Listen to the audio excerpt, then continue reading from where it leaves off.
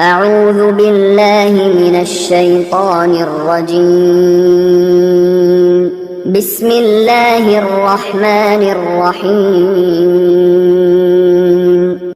الحمد لله رب العالمين والعاقبة للمتقين والصلاة والسلام على سيد الأنبياء والمرسلين وعلى آله وأصحابه وأهل بيته وأمته أجمعين أما بعد فقد قال الله تعالى في القرآن العظيم والفرقان المجيد بعد أعوذ بالله من الشيطان الرجيم بسم الله الرحمن الرحيم من كفر بالله من بعد إيمانه إلا من أكره وقلبه مطمئن بالإيمان ولكن من شرح بالكفر صدرا فعليهم غضب من الله صدق الله العلي العظيم. وقال رسول الله صلى الله عليه وسلم المؤمن القوي خير من المؤمن الضعيف. وقال أيضا صلى الله عليه وسلم من رأى منكم منكرا فليغيره بيده فإن لم يستطع فبلسانه وإن لم يستطع فبقلبه ذلك أضعف الإيمان أو كما قال رسول الله صلى الله عليه وسلم. صدق الله العلي العظيم وصدق رسوله النبي الكريم ونحن على ذلك من الشاهدين والشاكرين والحمد لله رب العالمين. يا رب بالمصطفى بلغ مقاصدنا واسمح لنا ما مضى واغفر لنا ما مضى يا واسع الكرم. رب اشرح لي صدري ويسر لي أمري واحلل عقدة من لساني يفقهوا قولي. ربي يسر ولا تعسر وتمم بالخير والسعادة برحمتك يا أرحم الراحمين والحمد لله رب العالمين.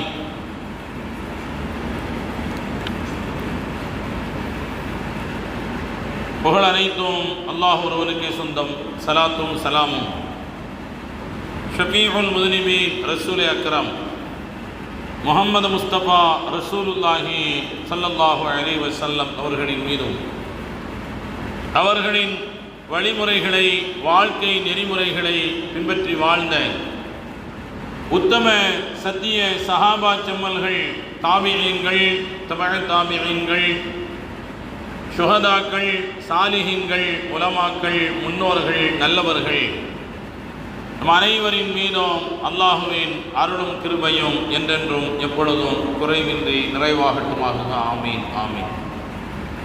கண்ணியத்திற்குரிய பெரியோர்களே, சகோதரர்களே, ஜமாத்தார்களே, உங்கள் அனைவருக்கும் என் அன்பார்ந்த அஸ்ஸலாமு அலைக்கும் வரஹ்மத்துல்லாஹி தஆலா வ பரக்காத்துஹு.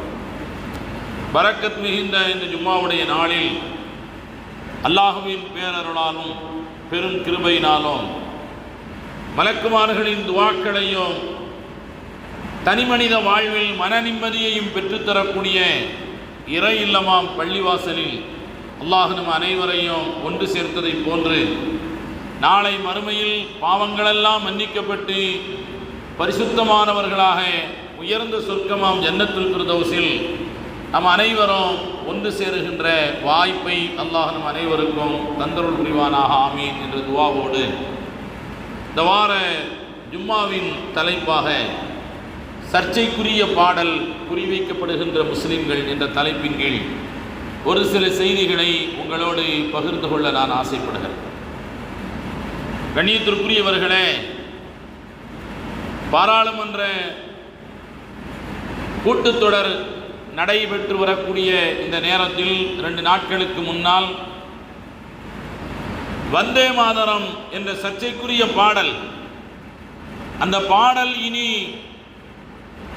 தேசிய அல்லது மாநில, மத்திய அல்லது மாநில அரசு கூட்டங்கள் ஒவ்வொன்றிலும் இனி அது ஆரம்பத்திலும் பாடப்பட வேண்டும், கடைசியிலும் பாடப்பட வேண்டும். அது பாடப்படுகின்ற பொழுது அனைவரும் எழுந்து நிற்க வேண்டும். அந்த பாடலுக்கு எதிராக பேசக்கூடியவர்கள், கருத்து வெளியிடக்கூடியவர்கள் தேச குற்றமாக கருதப்பட்டு 3 ஆண்டு காலம் சிறை தண்டனை விதிக்கப்படும் என்பது மட்டுமல்ல, அந்த 3 ஆண்டு காலமும் பிணையில் வர முடியாத அளவிற்கு அவர்கள் குற்றவாளிகளாக கருதப்படுவார்கள் போன்ற 11 அம்சங்கள் கொண்ட வந்தே மாதரம் பாடல் தேசிய அங்கீகாரம் வழங்கப்படுகிறது என்கிற ஒரு மசோதாவை ஆளுகின்ற மத்திய அரசு பாராளுமன்றத்தில் தாக்கல் செய்யப்படுகிறது. அதை நிறைவேற்றியும் விட்டார்கள். இந்த நேரத்தில் இந்த பாடல் மூலமாக, இந்த பாடலின் வரலாறு என்ன, இந்த பாடல் எப்படி இஸ்லாமியர்களுக்கு எதிரானது, இந்த மசோதாவின் மூலமாக இஸ்லாமியர்கள் எந்த வகையிலே குறிவைக்கப்படுகிறார்கள் என்கிற விஷயத்தை நாம் கண்டிப்பாக தெரிந்து கொள்ள வேண்டும். காரணம் என்னவென்றால், நம்மை சுற்றி நாம் வாழுகின்ற பகுதிகளில் நமக்கு எதிராக இஸ்லாமிய கலாச்சாரத்தை ஒழிப்பதற்கு, இஸ்லாமிய பண்பாட்டை ஒழிப்பதற்கு என்னென்ன விஷயங்கள் எல்லாம் நடந்து கொண்டிருக்கிறது என்பதை நாம் தெரிந்து கொள்ளாத வரை நம்முடைய மார்க்கத்தை நாம் சரியாக அக்கறை செலுத்த முடியாமல் போய்விடும். கண்ணியத்திற்குரியவர்களே, பிபின் சந்திரபோஸ் என்பவரால் நகரி மொழியிலே எழுதப்பட்ட பாடல்தான் இது, வந்தே மாதரம் என்ற பாடல். அதன் பிறகு ஆனந்தமடம் என்று ஒரு புத்தகம் எழுதிய வங்காளதேசத்தை சார்ந்த பக்கிங்காம் சந்திர சட்டர்ஜி அவர் வங்காள மொழியிலே இதை மொழிபெயர்க்கிறார். தேவநகரி மொழியிலே இருந்ததை அவர் வங்காள மொழியிலே இவர் அந்த பாடலை அவர் மொழிபெயர்க்கிறார் என்பது மட்டுமல்ல, கண்ணியத்திற்குரியவர்களே, இந்த ஆனந்தமடம் என்ற நாவல் முழுவதும் இஸ்லாமியர்கள் மீது வன்மத்தையும் குரோதத்தையும் விரோதத்தையும் விதிக்கக்கூடிய, ஏற்படுத்தக்கூடிய வகையில் அந்த புத்தகம் முழுவதும் நச்சு கருத்துக்கள் நிறைந்திருக்கிறது. ஆனால் அவர் முக்கியமான ஆள். கல்கத்தாவில், மேற்கு வங்காளத்தில் அவர் முக்கியமான சுதந்திர போராட்டங்களில் ஈடுபட்ட நபராக அவர் பாடுபட்டிருக்கிறார். மக்கள் மனதிலே, வரலாற்றிலே அவர் பதியப்பட்டிருக்கிறார். என்றாலும் கூட அவர் மனதிலே இஸ்லாத்தின் மீதும் இஸ்லாமியர்களின் மீதும் நிறைய வன்மம் குடிகொண்டிருக்கிறது என்பதற்கு அந்த புத்தகமே சாட்சி. அப்படி எத்தனையோ போராளிகள், சுதந்திர போராளிகள் எத்தனையோ பேர் இருந்திருக்கிறார்கள், சுதந்திர போராட்டத்தில் ஈடுபட்டிருக்கிறார்கள். ஆனால் தனிப்பட்ட முறையில் இஸ்லாமியர்களின் மீதும் இஸ்லாத்தின் மீதும் வெறி கொண்டவர்களாக, வன்மம் கொண்டவர்களாக வாழ்ந்திருக்கிறார்கள். அப்படி இருந்தவர்களில் இவரும் ஒருவர். அவர் எழுதிய புத்தகம்தான் இந்த ஆனந்த மடம் என்ற நாவல். அந்த நாவலிலே அவர் தேவநகரி பாஷையிலிருந்து, அது இப்பொழுது தேவநகரி பாஷை யாரும் பேசுபவர்கள் கிடையாது, இந்த தேவநகரி பாஷையிலிருந்து வங்காள மொழிக்கு மொழிபெயர்த்து அந்த பாடலை அவர் பதிவு செய்திருக்கிறார். சுதந்திர போராட்டம் முடிந்து நாடு சுதந்திரமடைகின்ற நேரத்தில் ஒவ்வொரு நாட்டுக்கும் ஒரு தேசிய பண், ஒரு தேசிய பாடல் இருக்க வேண்டும் என்று அடிப்படையில் ஒரு ஆலோசனை கூட்டம் நடத்தப்படுகிறது. அதில் 3 பாடல்கள் முன்வைக்கப்படுகிறது. 3 பாடல்கள், எந்த 3 பாடல்களுமே சுதந்திரத்தில் மக்களை சுதந்திர தாகத்தை ஏற்படுத்தி ஆங்கிலேயர்களுக்கு எதிராக போராட்டம் செய்வதற்கு மக்களுக்கு உணர்ச்சிகளை தூண்டிய பாடல்கள் மொத்தம் 3. இப்பொழுது தேச பாடலாக, தேசிய பண்ணாக இருக்கக்கூடிய ஜனகன இந்த பாடல், அதே போன்று இப்பொழுது சர்ச்சைக்குரிய பாடலாக இருக்கக்கூடிய பக்கிங்காம் சந்திர சட்டர்ஜி அவர் எழுதிய வந்தே மாதரம் பாடல், 3ஆவதாக மதிப்பிற்குரிய கவிஞர் இக்பால் அவர்கள் எழுதிய சாரே ஜஹான் சே அச்சா ஹிந்துஸ்தான் ஹமாரா என்று சொல்லப்படுகின்ற இந்த 3 பாடல்களும் விவாதத்திற்கு எடுத்துக்கொள்ளப்படுகிறது. இந்த 3 பாடல்களும் விவாதத்திற்கு எடுத்துக்கொள்ளப்படுகிற பொழுது முதல் இடத்திலே சாரே ஜஹான் சே அச்சா கவிஞர் இக்பால் அவர்கள் எழுதிய இந்த பாடல் விவாதத்திற்கு வருகிறது. அதில் ஒவ்வொரு வரியும் ஒவ்வொரு வார்த்தைகளும் பெரும் பெரும் கல்வியாளர்களால், அறிவாளிகளால், மேதைகளால் ஆய்வு செய்யப்படுகிறது.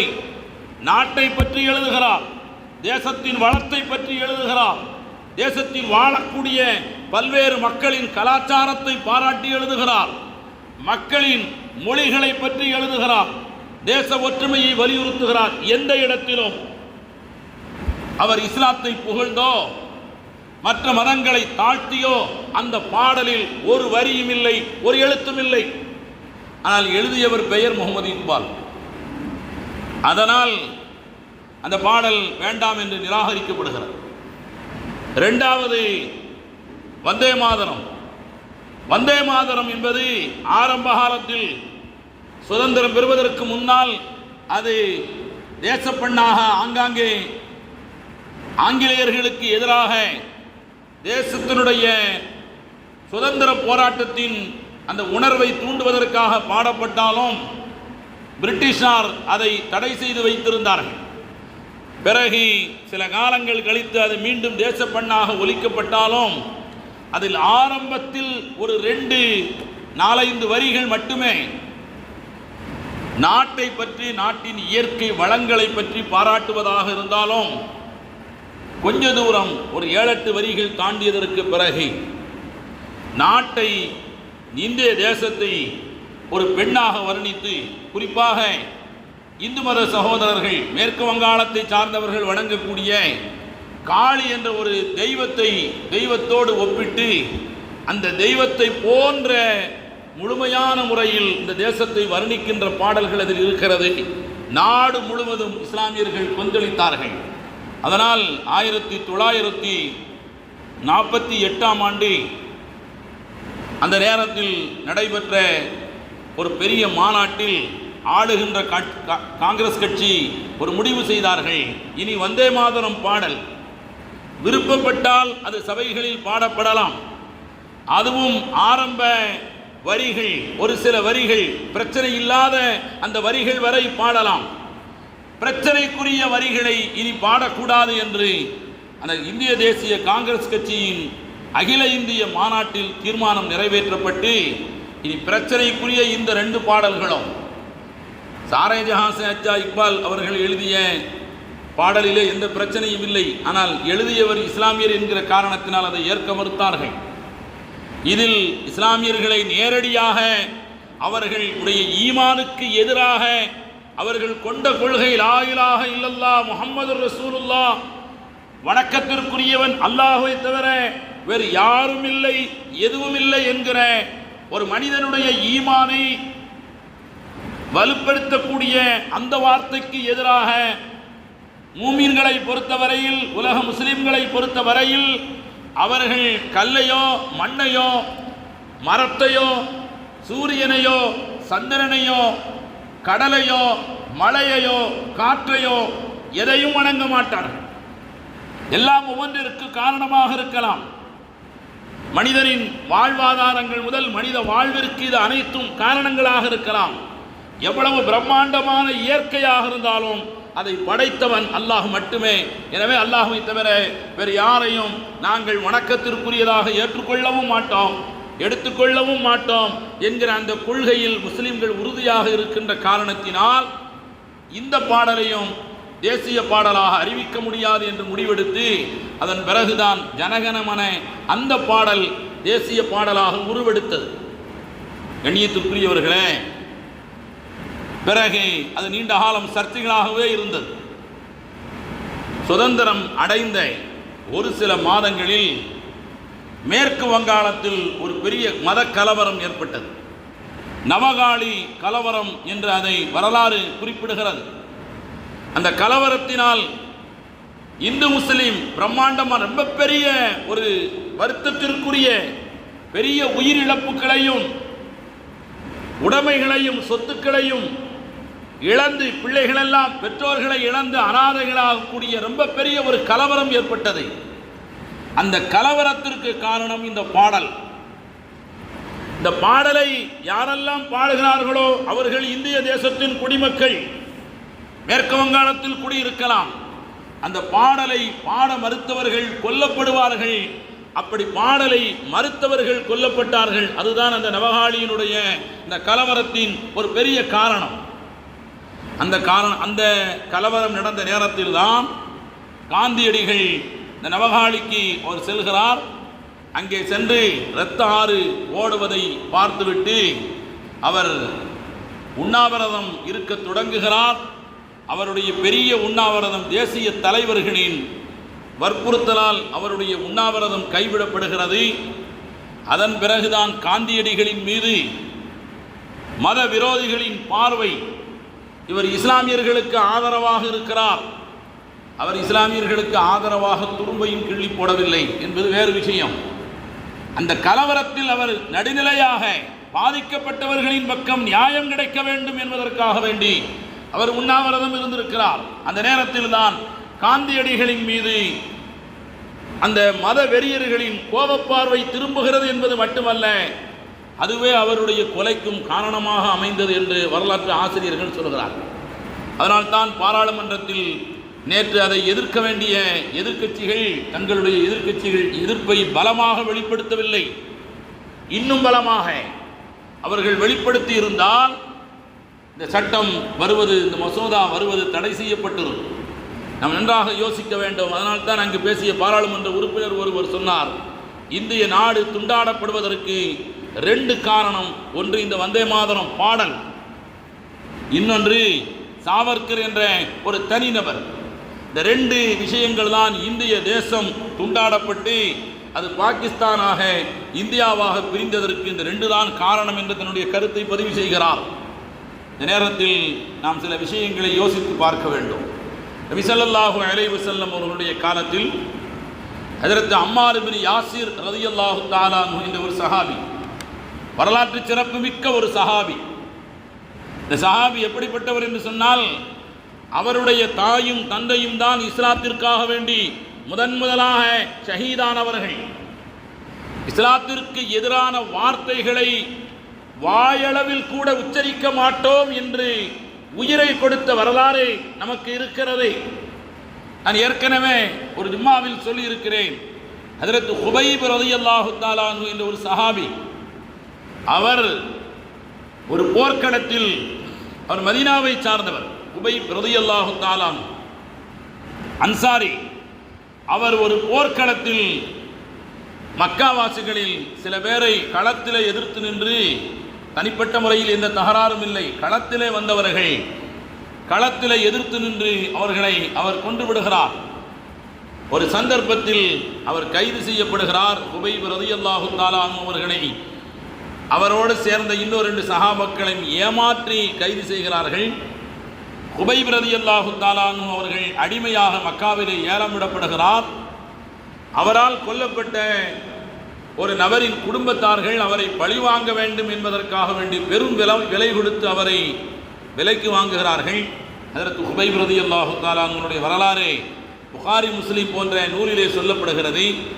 ஹுபைப் ரலியல்லாஹு தஆலா அன்ஹு அவர்களை ஒரு நாள் குறித்து அந்த நாளில் ஒரு பொது இடத்திற்கு கொண்டு வந்து 40 நபர்கள் அவரை சுற்றிலும் நின்று கொண்டு அவரை அம்படித்து கொலை செய்ய வேண்டும் என்று முடிவெடுத்து 40 நபர்கள் ஒன்றாக இணைந்து அந்த இடத்தில் அவர்கள் நிற்கிறார்கள்.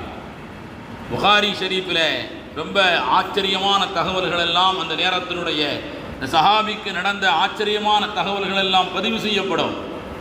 அவர் எந்த வீட்டிலே கைதிகளாக தங்க வைக்கப்பட்டிருக்கிறாரோ அந்த வீட்டிலே அவர் தான் இறந்து போவது உறுதியான காரணத்தினால் தன் உடலை சுத்தம் கொள்வதற்காக வேண்டி ஒரு சவர கத்தியை கேட்டு பெறுகிறார். அந்த கத்தி அவருடைய கையில் இருக்கின்ற பொழுது அந்த வீட்டினுடைய குழந்தை தவழ்ந்து போய் அவர் பக்கத்தில் போய்விட்டது.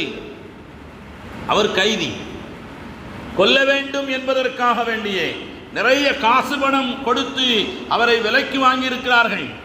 கொலை செய்ய வேண்டிய நாளும் நெருங்கி கொண்டிருக்கிறது. நாளை அவர் கொல்லப்பட போகிறார். அந்த வீட்டிலே அவர் ஒரு கத்தியை பெற்றுக்கொண்டு சவர கத்தியை பெற்று தன்னை சுத்தப்படுத்திக் கொள்வதற்காக அந்த கத்தியை கையிலே வைத்திருக்கிறார். ஒரு சிறு குழந்தை தவழ்ந்து அவருடைய மடிக்கு பக்கத்திலே போய்விட்டது, மடியிலும் போய் உட்கார்ந்து விட்டது. புகாரி ஷெரீஃபில் இந்த செய்தி இடம்பெறுகிறது. பிற்காலத்தில் அந்த பெண் இஸ்லாத்தை ஏற்றுக்கொண்டார்கள். இந்த சம்பவம் தான் அடிப்படை. அவரை பார்த்து நாங்கள் பயந்தோம். அவர் நாள் குறிக்கப்பட்ட கைதி, கையிலே கத்தியை வைத்திருக்கிறார். அவருடைய மடியிலே எங்களுடைய பிள்ளை போய் உட்கார்ந்து விட்டது. அந்த பிள்ளையின் கழுத்திலே கத்தியை வைத்து எங்களை மிரட்டலாம் அல்லது குழந்தையை கூட கொலை செய்யலாம். இதற்காக வேண்டி பயந்து போய் நான் இருந்த பொழுது அவர் எங்களை பார்த்துவிட்டு தன் கத்தியை பார்த்து அந்த குழந்தையும் பார்த்துவிட்டு கத்தியை கீழே வைத்துவிட்டு குழந்தையை முத்தமிட்டு இப்படி சொல்கிறார், இந்த குழந்தையை நான் கொன்று விடுவேன் என்று பயப்படுகிறீர்களா? நான் கொல்ல மாட்டேன். எங்களுடைய நபி மா அத்தபனா ரசூலுல்லாஹி ஸல்லல்லாஹு அலைஹி வஸல்லம் ஹக்கதா, எங்களுடைய நபி இப்படி எங்களை உருவாக்கவில்லை. நாங்கள் எதிரிகளை களத்திலே சந்திப்போமே தவிர குழந்தைகளை எல்லாம் நாங்கள் ஒன்றும் செய்ய மாட்டோம் என்று சொல்லிவிட்டு அந்த குழந்தையை முத்தமிட்டு அனுப்புகிறார். இந்த செய்தி அந்த தாயாரின் மனதிலே பதிந்து பிற்காலத்தில் அவர்கள் இஸ்லாத்தை ஏற்றுக்கொண்டார்கள் என்பதற்கு இதுவே காரணமாக அமைந்தது. அவர் களத்திலே கொண்டு வந்து நிறுத்தப்பட்டு 40 அம்படிக்கின்ற நபர்கள் சுற்றிலும் நிற்கின்ற பொழுது மக்காவின் தலைவராக இருக்கக்கூடிய அபூ சுஃபியான் அந்த மக்கத்து மக்களை பார்த்து சொல்கிறார், இவர்கள் நபியின் மீது எவ்வளவு பிரியம் கொண்டிருக்கிறார்கள் என்பதை காட்டுகிறேன். போய் ஹஜ்ரத் ஹுபைப் ரலியல்லாஹு தஆலா அவர்களுடைய பக்கத்திலே சென்று சொல்கிறார், உங்களுக்கு ஒரு வாய்ப்பு தருகிறோம், நீங்கள் ஒரு வார்த்தை சொல்ல வேண்டும். உங்களுக்கு பதிலாக இந்த இடத்திலே முஹம்மது ஸல்லல்லாஹு அலைஹி வஸல்லம் அவர்களை கொண்டு வந்து நிறுத்திவிட்டு என்னை விடுவித்து விட்டால் நான் போய்விடுகிறேன். இதை நீங்கள் செய்யலாம் வேணாம். நீங்கள் போய் பெருமானார் ஸல்லல்லாஹு அலைஹி வஸல்லம் அவர்களை கொண்டு வந்து அந்த இடத்தில் நிறுத்த வேண்டாம், அது உங்களால் முடியாது. வாயளவிலே சொல்லுங்கள், நான் விடுதலையாகி போகிறேன், எனக்கு பதிலாக நீங்கள் முஹம்மது ஸல்லல்லாஹு அலைஹி வஸல்லம் அவர்களை கொண்டு வந்து இந்த இடத்திலே நிறுத்திக் கொள்ளுங்கள் என்று வாயளவிலே சொல்லுங்கள், உங்களை விட்டு விடுகிறோம். வாயளவில் சொல்ல வேண்டிய வார்த்தைகள் தான். ஹஜ்ரத் ஹுபைப் ரலியல்லாஹு தஆலா அவர்கள் சிரித்துக்கொண்டே சொன்னார்கள், நான் விடுதலையாகி என்னுடைய உயிரை காப்பாற்றிக் கொண்டு அருமை நாயகம் ரசூலுல்லாஹி ஸல்லல்லாஹு அலைஹி வஸல்லம் அவர்களை இந்த களத்திலே கொண்டு வந்து நிறுத்துவதற்கு அல்ல, காலிலே முள் தைப்பதை கூட நான் விரும்ப மாட்டேன். நீங்கள் ஏன் தேவையில்லாமல் தாமதம் செய்து கொண்டிருக்கிறீர்கள், நீங்கள் தொடங்கலாம் என்று சொல்கிறார். அசந்து போகிறார்கள். ஈமானுக்கு எதிரான வார்த்தைகளை வாயளவில் கூட சொல்ல மாட்டோம், அதற்காக வேண்டி உயிரை இழந்தாலும் பரவாயில்லை என்று சொல்வது ஈமானுடைய அது உச்சத்தின் அடையாளமாக பார்க்கப்படுகிறது. ஆனால் அதே நேரத்தில் இஸ்லாத்திற்கு எதிரான வார்த்தைகள் எதிரிகளால் நிர்பந்தம் செய்யப்பட்டு வேறு வழி இல்லாமல் அந்த வார்த்தைகளை உச்சரித்து அல்லாஹ்வினால் மன்னிக்கப்பட்ட சஹாபாக்களும் உண்டு. ஹஜ்ரத் அம்மார் ரலியல்லாஹு தஆலா அன்ஹு அந்த வகையை சார்ந்தவர்கள் தான். அம்மார் இப்னு யாசிர் ரலியல்லாஹு தஆலா அன்ஹு அவர்கள், அவருடைய பெற்றோர்கள் எவ்வளவு உயர்வானவர்கள் என்றால், இன்று இஸ்லாமிய மார்க்கத்திற்காக வேண்டி இஸ்லாத்திற்காக வேண்டி உயிரையே துறந்து தியாகம் செய்த எத்தனையோ நபர்கள் ஷஹீதுகள் இந்த மண்ணிலே இருந்திருக்கிறார்கள். அவர்களுக்கு அல்லாஹ் நிறைய கண்ணியத்தை கொடுத்திருக்கிறான். இறந்துவிட்டு அவர்களை கூட இறந்தவர்கள் என்று சொல்லாதீர்கள் என்று அல்லாஹ் சொல்கிறான். வலா தக்கூனு லிமன் யுக்தலு ஃபீ சபீலில்லாஹி அம்வாத், குர்ஆனுடைய வசனம். அல்லாஹ்வுடைய பாதையிலே கொல்லப்பட்டு ஷஹீதானவர்களை, இறந்து போனவர்கள், செத்த பிணங்கள் போன்ற வார்த்தையை சொல்லிவிடாதீர்கள். பல் அஹ்யாவுன் இன்த ரப்பிஹிம் யுர்ஸகூன், அவர்கள் அல்லாஹ்வை பொறுத்தவரையில் உயிரோடு தான் இருக்கிறார்கள், அவர்களுக்கு ரிஸ்க் வழங்கப்படுகிறது என்றெல்லாம் அல்லாஹ் சொல்கிறான். அப்படி உயர்வான அந்த ஷஹீத் நபிமார்களுக்கு அடுத்த அந்தஸ்து. அந்த ஷஹீதுகளின் கூட்டத்தில் முதல் ஷஹீதாக, இஸ்லாத்திற்கு ஆதரவாக எதிரிகளுக்கு விரோதமாக உயிர் கொடுத்தவர்கள் ஹஜ்ரத் சுமையா ரலியல்லாஹு தஆலா, அவர்களுடைய கணவர் ஹஜ்ரத் யாசிர் ரலியல்லாஹு தஆலா. சின்ன வயதிலேயே பெற்றோர்களை மார்க்கத்திற்காக வேண்டி இழந்தவர்கள் ஹஜ்ரத் அம்மார் ரலியல்லாஹு தஆலா. ரசூலுல்லாஹ்வுடைய நிறைய துஆக்களை பெற்றவர்கள். அவர் இளைஞராக இருக்கின்ற நேரத்தில் மக்காவிலே ஒரு தெரு வழியாக அவர் வந்து கொண்டிருக்கிறார். இப்படி வந்து கொண்டிருக்கின்ற பொழுது திடீரென்று சில நபர்கள் கடுமையான ஆயுதங்களோடு அவரை சுற்றி வளைத்து கொண்டு இஸ்லாத்திற்கு எதிராக, ஈமானுக்கு எதிராக, பெருமானார் ஸல்லல்லாஹு அலைஹி வஸல்லம் அவர்களை, அவர்களுடைய மதிப்பை தாழ்த்துகின்ற வகையில் தரக்குறைவாக இருக்கக்கூடிய சில வார்த்தைகளை நீ சொல்லாவிட்டால் இந்த இடத்திலிருந்து நீ தப்பித்து போக முடியாது என்று அவரை சுற்றிலும் நின்று கொண்டு கடுமையான ஆயுதங்களோடு மிரட்டுகிறார்கள். அவர் நிராயுதபாணியாக நிற்கிறார். இது அன்று தொடங்கிய அந்த யுத்தம் இன்று வரை உலகத்தின் எல்லா மூலைகளிலும் நடந்து கொண்டிருக்கிறது. உத்தரப்பிரதேசத்தில் ஜெய் ஸ்ரீராம் என்ற வார்த்தையை சொல்ல வேண்டும் என்று சொல்லி கொல்லப்பட்டவர்கள் இதுவரை 100க்கும் மேற்பட்டவர்கள் கொல்லப்பட்டிருக்கிறார்கள். அதற்கு எதிராக நாட்டிலே எந்த கண்டனமோ எந்த வழக்கோ பதிவு செய்யப்படவில்லை. நிறைய பேர் கொல்லப்பட்டார்கள். ஒரு வாரத்திற்கு முன்பு ஒரு வயதான முதியவர் தெருவழியாக காய்கறி வாங்கி கொண்டு செல்கிறார். அவரை வழிமறித்தவர்கள் அவருடைய காய்கறியை பிடுங்கிக் கொண்டு அவருடைய தாடி முடியிலும் அவருடைய முடியை வலுக்கட்டாயமாக பிடுங்கி அவரை அடித்து முகத்திலே ரத்தம் பெற வைத்து இந்த வார்த்தைகளை சொல்கிறார்கள். ஒரு வழி இல்லாமல் அவர் சொல்கிறார். இந்த காட்சி எந்த விதமான மனிதாபிமானம் இல்லாமல் இரக்கம் இல்லாமல் சமூக வலைதளங்களிலே அது வெளியிடப்படுகிறது. கண்ணியத்திற்குரியவர்களே, ஹஜ்ரத் அம்மார் ரலியல்லாஹு தஆலா அன்ஹு அவர்களையும் சுற்றிலும் நின்று கொண்டு இப்படி மிரட்டிய பொழுது அவர் அந்த வார்த்தைகளை சொல்லிவிட்டாலும் அவரை விட்டு விடுகிறார்கள். எந்த வார்த்தைகள் ஈமானுக்கு எதிரான வார்த்தைகளோ அந்த வார்த்தைகளை கூட ஹதீஸ் ஷரீஃபிலே பதிவு செய்யப்படவில்லை. ஈமானுக்கு எதிரான வார்த்தைகள், இஸ்லாத்திற்கு எதிரான வார்த்தைகள், பெருமானார் ஸல்லல்லாஹு அலைஹி வஸல்லம் அவர்களுடைய கண்ணியத்திற்கு பொருந்தாத வார்த்தைகள் என்றெல்லாம் வருகிறது. என்ன வார்த்தைகள் என்று நேரடியாக வரவில்லை. அவர் மிரட்டப்பட்டு அந்த வார்த்தைகளை அவர் சொல்கிறார். சொல்லிவிட்டு அவர் வீட்டிற்கு வந்து விடுகிறார். ஆனால் இரவெல்லாம் தூக்கமில்லை. அவருடைய மனம் ரொம்ப கடுமையான காயம் பட்டிருக்கிறது. நாம் இந்த வார்த்தைகளை சொல்லியிருக்க வேண்டாம், அப்படி இந்த உயிரை நாம் பாதுகாத்திருக்க வேண்டுமோ, நாம் அந்த வார்த்தைகளை சொல்ல மாட்டேன் என்று தைரியமாக எதிர்த்து நின்று நாம் அவர்களோடு மோதி நம் உயிரை இழந்திருக்கலாம். நம்முடைய பெற்றோர்கள் இஸ்லாத்திற்காக வேண்டி தியாகம் செய்தவர்கள் அல்லவா, முதல் ஷஹீத் நம்முடைய தாய் அல்லவா. அதற்கு அடுத்து மனைவிக்கு ஹஜரத்து யாசிர் ரலியல்லாஹு தஆலா தந்தையார் யாசிர் ரலியல்லாஹு தஆலா அவர்கள் அவருடைய 2 கால்களும் 2 ஒட்டகங்களிலே தனித்தனியாக கட்டப்பட்டு ரெண்டும் இருவேறு திசைகளிலே ஓட்டிவிடப்பட்டு அவர் 2ஆக விளக்கப்பட்டவர்கள். அவ்வளவு கொடூரமான அந்த நேரத்திலும் அவர் இஸ்லாத்திற்கு எதிரான எந்த வார்த்தையும் சொல்லவில்லை. ஹஜரத் பிலால் ரலியல்லாஹு தஆலா இந்த உலகம் முழுவதும் கம்பீரமான இஸ்லாமிய அழைப்பு குரல் அதான் என்று சொல்கிறோமே, இஸ்லாமிய கலாச்சாரத்தின் பண்பாட்டின் அடையாளமாக உலகத்தின் எல்லா மூலைகளிலும் இருக்கக்கூடிய பள்ளிவாசல், அந்த பள்ளிவாசல்களில் இருந்து 5 நேரம் தொழுகைக்காக வேண்டி விடுக்கப்படுகின்ற கம்பீரமான அழைப்பு. அந்த அழைப்பை யார் சொன்னாலும் பிலால் என்ற வார்த்தையில் சொல்கிறோமே, அதை முதலில் உச்சரித்தவர் காபாவின் மாடியில் இருந்து கொண்டு அந்த அழைப்பை உச்சரித்தவர் ஹஜரத் பிலால் ரலியல்லாஹு தஆலா அன்ஹு அவர்கள். அவருக்கு ஏன் அவ்வளவு மதிப்பும் மரியாதையும் பெருமானார் ஸல்லல்லாஹு அலைஹி வஸல்லம் அவர்கள் கொடுத்தார்கள் தெரியுமா? நிறைய சஹாபாக்கள் இருக்கிறார்கள். ஹஜரத் அபூபக்கர் சித்தீக் ரலியல்லாஹு தஆலா அன்ஹு அவர்களில் தொடங்கி லட்சக்கணக்கான சஹாபாக்கள் இருந்த பொழுதும் மக்கா வெற்றி கொள்ளப்பட்ட நேரத்தில் பெருமானார் ஸல்லல்லாஹு அலைஹி வஸல்லம் காபாவின் மேலே ஏறி அந்த பாங்கை காபாவின் மாடியிலே நின்று கொண்டு சொல்லக்கூடிய அந்த அதிகாரத்தை, அந்த கௌரவத்தை அவருக்குத்தான் கொடுத்தார்கள். வேறு யாரையும் பெருமானார் ஸல்லல்லாஹு அலைஹி வஸல்லம் நம்முடைய தலைவர் என்ற வார்த்தையிலே சொன்னதே கிடையாது. ஆனால் ஒரு முறை அவர் வந்த பொழுது அவருடைய தோள் மீது கை போட்டு பெருமானார் ஸல்லல்லாஹு அலைஹி வஸல்லம் சய்யிதுனா பிலால், நம்முடைய தலைவர் பிலால் என்று சொன்னார்கள்.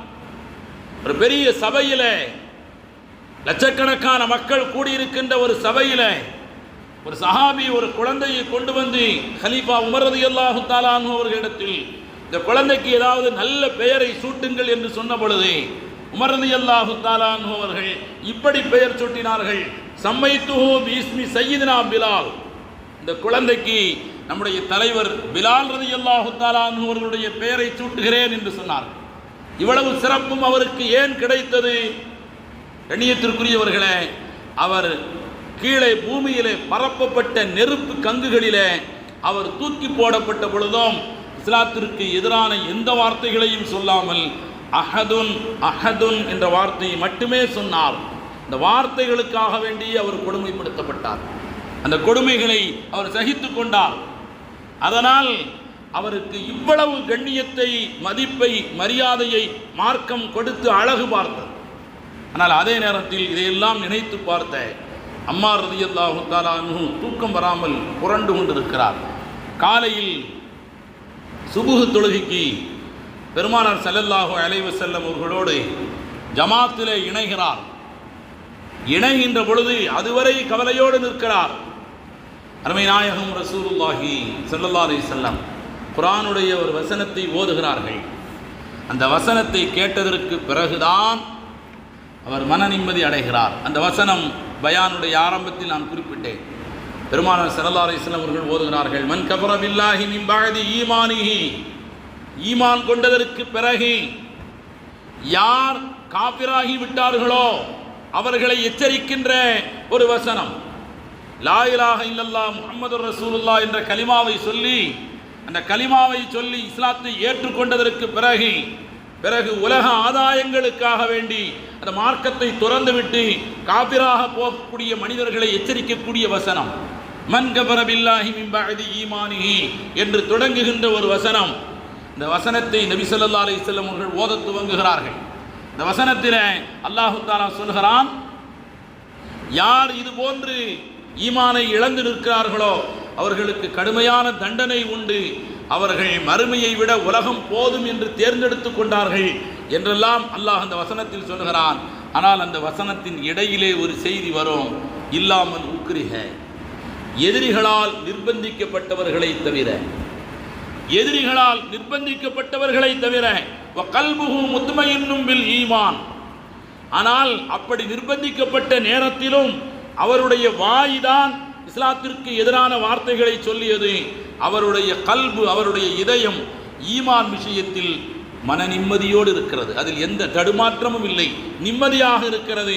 இது போன்ற நபர்களை தவிர அவர்கள் இந்த தண்டனைக்கு உள்ளாக மாட்டார்கள் என்ற அந்த வசனத்தை காதால் கேட்ட பொழுதே ஹதரத் அம்மார் ரலியல்லாஹு தஆலா அன்ஹு அவர்கள், நான் நிர்பந்திக்கப்பட்டேன். தொழுகை முடிந்து சொல்கிறார், உக்ரிஹித்து, நான் நிர்பந்திக்கப்பட்டேன். வகல்பி முத்மஇன்னும் பில் ஈமான், ஆனால் நான் நிர்பந்திக்கப்பட்டு அந்த வார்த்தைகளை சொல்லுகின்ற பொழுதும் என் இதயம் ஈமானால் மன நிம்மதியாக இருந்தது. ஈமான் விஷயத்தில் எனக்கு தடுமாற்றம் இல்லை. மனதளவிலே நிர்பந்தித்த காரணத்தினால் வாயளவிலே அந்த வார்த்தைகளை சொன்னேன்.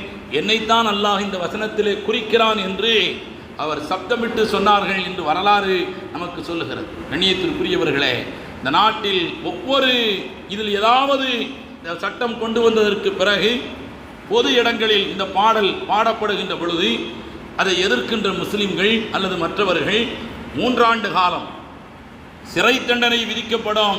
அவர்களுக்கு கைது செய்யப்பட்டால், இந்த வழக்கில் கைது செய்யப்பட்டால் 3 ஆண்டு காலம் பிணை கிடையாது என்றெல்லாம் இந்த மசோதா உருவாக்கப்பட்டிருக்கிறது. ஆனால் நாட்டிலே எத்தனையோ விஷயங்களுக்காக வேண்டி எத்தனையோ மக்கள் கொந்தளிக்கிறார்கள், போராடுகிறார்கள்.